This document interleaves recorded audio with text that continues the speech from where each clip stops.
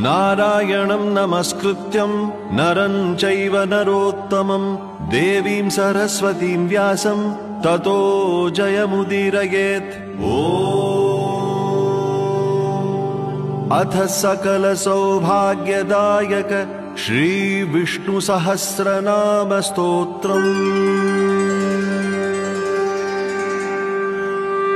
शुक्लांबरधरं विष्णुं शशिवर्णं चतुर्भुजं प्रसन्नवदनं ध्यायेत् सर्वविघ्नोपशान्तये।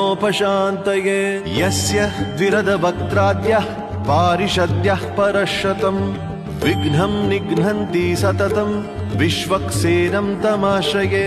व्यासं वसिष्ठनप्तारं शक्तेः पौत्रमकल्मषं पराशरात्मजं वन्दे शुकतातं तपोनिधिं। व्यासाय विष्णुरूपाय व्यासरूपाय विष्णवे नमो वै ब्रह्मनिधये वासिष्ठाय नमो नमः।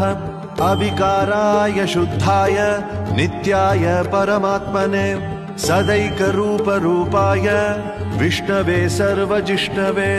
यस्य स्मरणमात्रेण जन्म संसारबन्धनात् विमुच्यते नमस्तस्मै विष्णवे।